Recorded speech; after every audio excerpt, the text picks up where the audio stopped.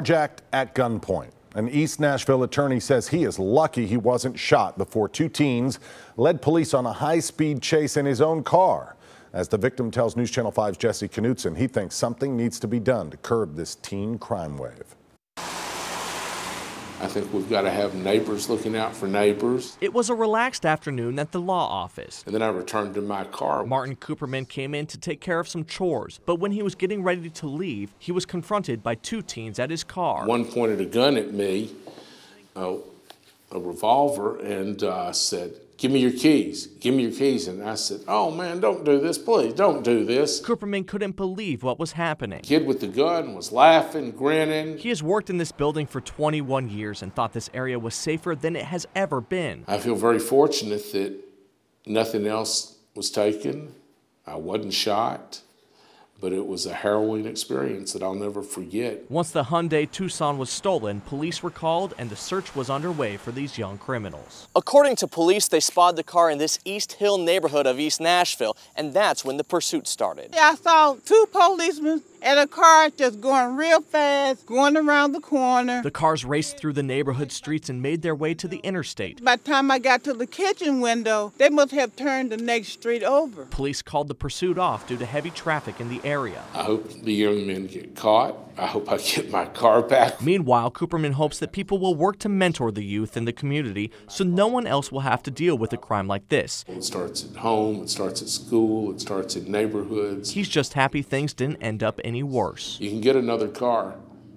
You can't get another you. In East Nashville, Jesse Knutson, News Channel 5. For every violent crime in the mid-state, a victim's life changes forever. If you'd like to hear more stories like Martin's, go to the crime section on our website for stories of survival, first-hand accounts from crime victims. More than 1/3 of all 7th graders in Metro Nashville public schools still have not shown proof of getting immunizations. Students have until Wednesday to turn in that proof or they can't return to school on Thursday. About 1,700 students still need to show proof across the Metro School District. State law requires parents to provide an updated Tennessee immunization certificate with proof of 2 additional immunizations before entering 7th grade. Today is the day more than 20 people living at a homeless encampment off Ellington Parkway in East Nashville are being evicted. Open Table Nashville is working with the encampment to try to provide assistance. Tomorrow the site is set to be razed. City officials have acknowledged that homelessness in Nashville needs to be addressed, but for now those people are taking temporary shelter at another illegal homeless camp. The State House Speaker says she's open to the legalization of medical marijuana. Representative Beth Harwell says she's looking into how the drug can help sick people. As News Channel 5's Kyle Horan explains, she's hoping to influence others in the State House as well. She says it was something that happened to her sister, an injury that made her change how she feels about medical marijuana legalization in the state. Now she says she's going to make it her job to change the minds of the other people who make the laws in this room. At her Nashville home, Speaker Harwell talked frankly about her experiences. She actually was in a yoga position and a shoulder stand and came down and just hit the wrong way and actually broke her back. And so she's had a tough 12 weeks of rehabilitation. Harwell says her sister in Colorado took medical marijuana for about a week that numbed pain in her back. She's now open to the possibilities for people here in Tennessee. If there is times when someone's suffering from cancer, someone's suffering from some other disorder where this could be beneficial, we want to have it available to them in a very limited circumstance. Circumstances like that of Matt Walsey, who suffered from PTSD. They've rated me at 70% disabled for PTSD. And just the fact that I am able to sit here in an unfamiliar environment and articulate myself on this subject is should show how much this medicine really can help. Matt has tried marijuana for sleep issues. He says medical marijuana worked when all other prescription drugs he tried made him hallucinate. There are actual medicinal applications to this, and have someone as prominent as the Speaker of the House step out and say, hey, I want to know more, at least show us the research. That's the opportunity we've been jumping at. Harwell says any plan is far off, but the work on a bill is starting already. Kyle Horan, News Channel 5. Now, Harwell is running for governor, but it's unclear if she plans to run on that issue. Henry is here on a rainy Monday. Yeah, rainy days and Mondays. Hard to just get up and get motivated today, is. but at least we had, for the most part, dry conditions for parts of the week. And now we're dealing with the soggy pattern. That's going to take us through at least part of this week, and humidity as well, folks. So get ready, because unfortunately, a summer-like pattern sticking around. We're looking outside right now with the Power of 5 radars. Temperatures are in the 70s out there, but there are some heavier showers and even some rumbles of thunder down towards Murfreesboro, going over towards Cannon County. That is the most significant activity we could find at this time. Through the plateaus, some decent downpours, but again, nothing strong or severe with any of this. And we've also got a batch of light showers working through Camden, Parsons, and moving out of the Jackson area. So as we go through really the next day or so, rain chances are lingering. You can see this is over about a 19-hour span, and they just don't want to move out of the forecast with this unsettled pattern that has settled into the area. And as we look at the computer model, it's showing you just that. Maybe some morning showers for rush hour on Tuesday, and then off and on chances throughout the day Tuesday, very similar to what we saw today. And that even takes us all the way into Wednesday. But Wednesday, we get a warm front lifting this way, so temperatures are going to be warmer and humidity will even be higher because of that as well. So unfortunately, the soggy pattern's in no hurry to push out. Here's a look at the next 3 hours. 7 o'clock, doing a little grilling with the family, 77. By 8, it's going to be muggy. We're still at 77 and dropping a degree by 9, maybe a few isolated showers at that point at 76 degrees. Storm Shield's a great way that you can keep tabs on these storms as they move through. 73 tonight. Don't be surprised if a rumble of thunder wakes you up. Otherwise, just the peaceful sound of some rain falling. And as we look at the next 3 days of your 7-day planner, up to 90 by Wednesday after a high of 87 on Tuesday. 90 as well on Thursday. Unsettled pattern continuing for the rest of the work and school week. But by this weekend, we'll keep it dry right now, but we're going to have to watch that closely. Some models trying to hint at the chance of a few showers there. And for Eclipse Day on Monday, overall, we're looking better and better with each forecast run. But of course, that's 7 days out. So we'll continue to watch it closely between now and then. You're watching News Channel 5 at 6 o'clock. Stay with us. More to come after this break. All right, we've covered what the eclipse is, the 4 stages of the eclipse, but what most people are wondering is, what will it be like? Well, we'll know for certain in a week, but here's meteorologist Bree Smith with a look at what to expect. Since the eclipse will mimic dusk, some animals and plants may begin to behave as though it's nighttime. Birds may become quiet and begin roosting. Flowers may close up. Spiders will start tending to their webs. Now, as far as what it will look like, about 5 minutes before totality, the western sky will darken like a thunderstorm is approaching. Just before totality, sunlight sliding behind the moon will reveal the sun's corona, its atmosphere, causing a glowing ring to appear around the moon. And as the last bright beat of sunlight peeks past the moon, the diamond ring appears. Just 3 seconds before totality, Bailey's beads appear. The surface of the moon isn't smooth. It has deep valleys and ridges, so small rays of sunlight will peek through these valleys, and they'll leave beads of light poking around the moon, often likened to jewels on a necklace. Now, once these beads disappear, it's safe to remove your protective eyewear. Then you'll see prominences radiating outwards in loops around the sun. Prominences are red glowing loops of plasma flowing along the sun's magnetic fields.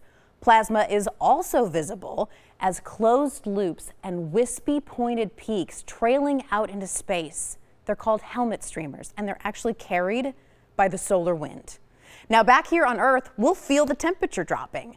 In drier climates, the temperature may drop as much as 20 degrees. Now, across Middle Tennessee and Kentucky, we will likely experience a 10 to 15 degree drop. For more information, just head to newschannel5.com/eclipse. Can't wait. I know, a lot to know. Our coast-to-coast solar eclipse coverage continues at 6:30 tonight. For many, this will be a once-in-a-lifetime experience, but that's not the case for one 92-year-old man. However, he was stuck at work the first time it happened.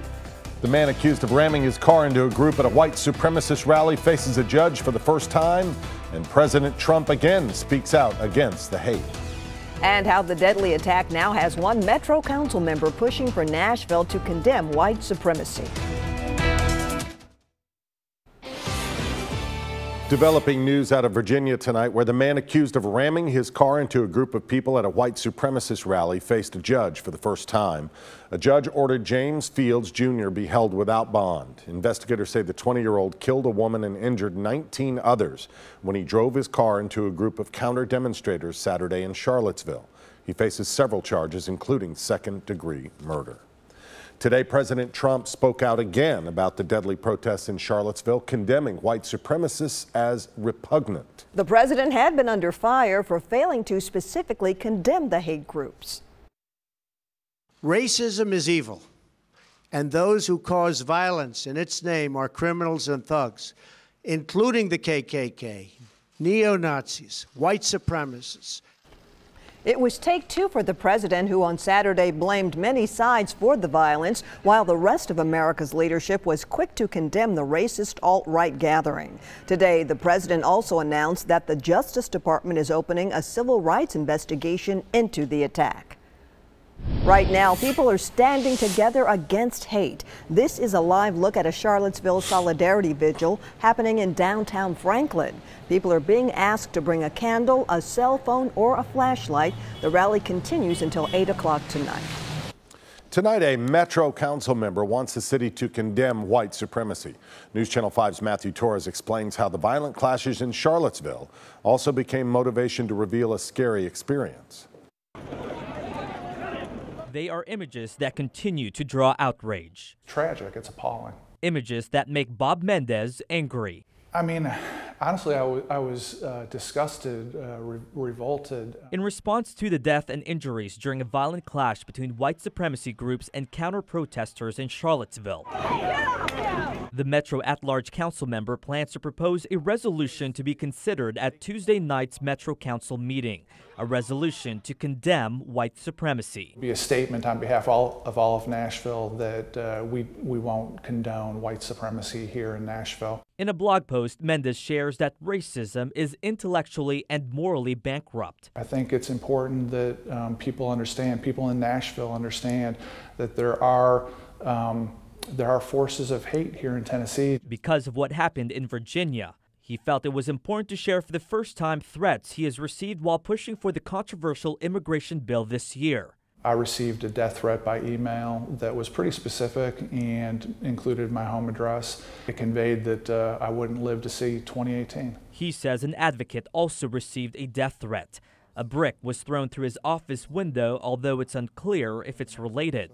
Ultimately, the bill failed, but he understands his experience doesn't compare to others. You know, all that pales in comparison to what minority groups go through every day. Mendez says he remains optimistic and will continue to push for equality. He expects other council members to join him on the proposed resolution. Reporting in downtown Nashville tonight, I'm Matthew Torres, News Channel 5. The city council meeting starts tomorrow night at 6:30. Developing news from overseas, where a little girl is dead and several others injured after a car slams into a sidewalk cafe in France. Investigators say a suicidal man drove his car into a pizzeria in a small town outside of Paris earlier today. An 8-year-old girl was killed and at least 8 others were injured. We're told so far the incident does not appear to be linked to terrorists. The driver's name has not been released, but he has been arrested. A new development tonight. The man wanted for a deadly hit and run is now behind bars. Metro Police say Marquise Knowles just surrendered. We're told the 22-year-old hit Sherry Cameron as she was crossing West Trinity Lane near Brick Church Pike early Saturday. Thanks to a Crime Stoppers tip, police recovered Knowles' yellow 2006 Range Rover earlier today. Knowles now faces several charges. A sex offender is back behind bars after apparently getting busted with his pants down. Franklin police say Mario Buchanan exposed himself near a playground Saturday afternoon. We're told it happened as he was propositioning 2 teens. The 41-year-old faces indecent exposure and attempted sexual battery charges. The jury has just made its decision in the sexual assault trial involving Taylor Swift. Less than an hour ago, the jury decided that fired Denver DJ David Mueller did grope the pop star during a backstage meet and greet back in 2013. They also found that Swift's mother and radio liaison were within their rights to contact Mueller's bosses. Mueller was seeking $3 million, claiming the assault was false and that it ruined his career. Swift countersued for a symbolic $1. The future of notorious Mexican drug lord El Chapo is uncertain tonight. Earlier today, during a pretrial hearing in New York, a judge refused to guarantee that Joaquin Guzman's private lawyers will get paid. Guzman is worried that he won't be able to pay them if the government seizes his money.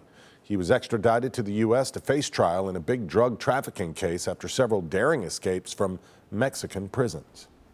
Brand new video tonight out of Florida where a couple's car exploded in a bizarre turn of events. Orlando police say the man and woman had been at a cookout yesterday and forgot to close the propane valve of their gas grill when they packed up. It was also still connected. So when the woman lit a cigarette, the tank exploded. It shattered the vehicle's windows and forced the driver to crash into a pole. The couple was taken to the hospital with burns but are expected to live. Raise a glass to this. Tonight, a new study finds light to moderate drinking has some big health benefits. If you want to hear the famous Big Ben bells in London, you'll have to book a trip pretty fast. Why and how long the tower will be silenced. The rain may have stopped where you are, but more chances are on the way. We'll take a look at that in your forecast right here on News Channel 5 at 6:30.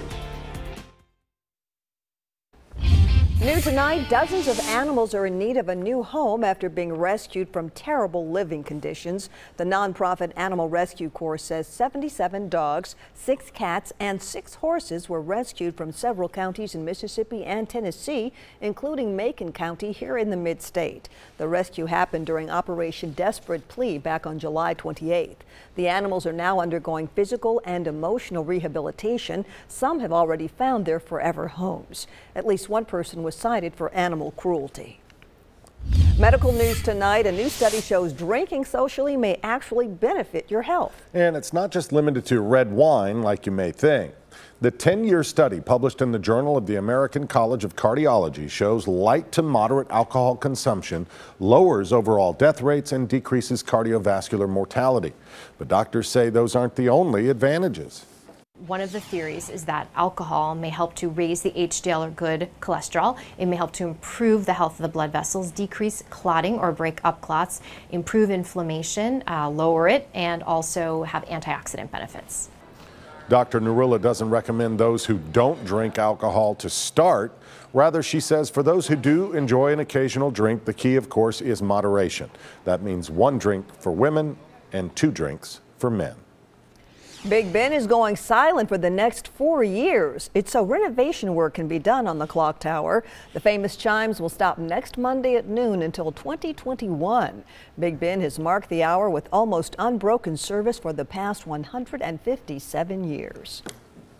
Here in the Weather Center with Henry, and we've been tracking rain and more rain and more rain, right? And cooler temperatures. Yeah. Find the positive with it, I guess, because it's a soggy Monday and those are always rough. Right. But nice to not be baking with highs around 90. Sure. Now, looking at the Power of 5 radars, you can see that we've got those temperatures in the 70s. Average high this time of year is 89. Typical low about 69, so we're sitting right in the middle. It's very comfortable numbers-wise, but it's humid out there. Have a new shower that's firing up and getting into parts of Robertson County around the Springfield area and going north of that into southern parts of Kentucky. Also still looking in parts of Cannon County.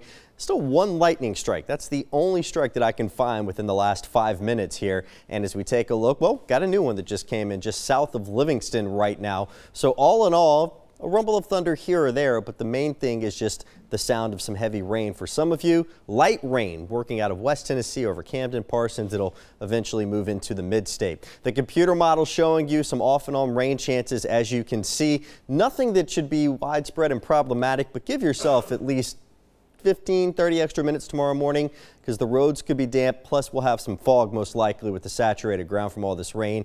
And you can see it's just off and on activity going through your Tuesday. So looking at the hourly forecast, we'll see those numbers holding for the most part in the 70s tonight. Some breaks here and there, more chances of rain, maybe a rumble of thunder that can't be ruled out, up to 77 by 9 o'clock tomorrow morning.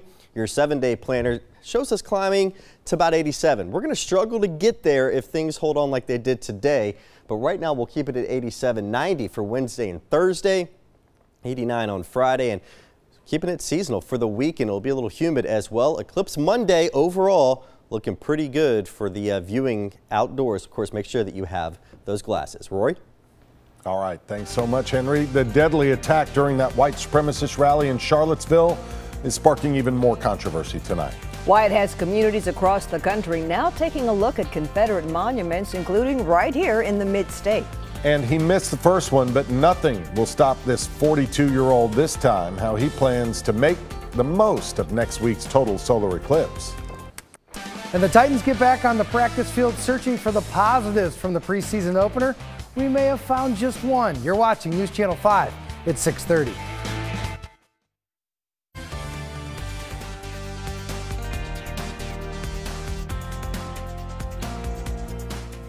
They will be stressing the training part of training camp when the Tennessee Titans get back on the practice field in the bubble tonight. The rain means the practice is closed to the fans because it's indoors. Now, the best way to describe the performance against the New York Jets in the preseason opener, all right, pick one. Meh, blah, or uh-oh. What's done is done. I'm going to go with blah. It's time to move on now. I think it was maybe good for us what happened last night. We'll see. Based on being around this team, this offense and this defense, they're pretty good about responding. So I think they know pretty well what we can and cannot do. So again, I'll go through a lot of this with them and say it like it is, and they'll respond just like they have since I've been here. Now, the book on linebacker Jayon Brown is really just into the first chapter after the first preseason game. He was a tackling machine at UCLA, and there was no drop-off for the 5th-round pick. A team-high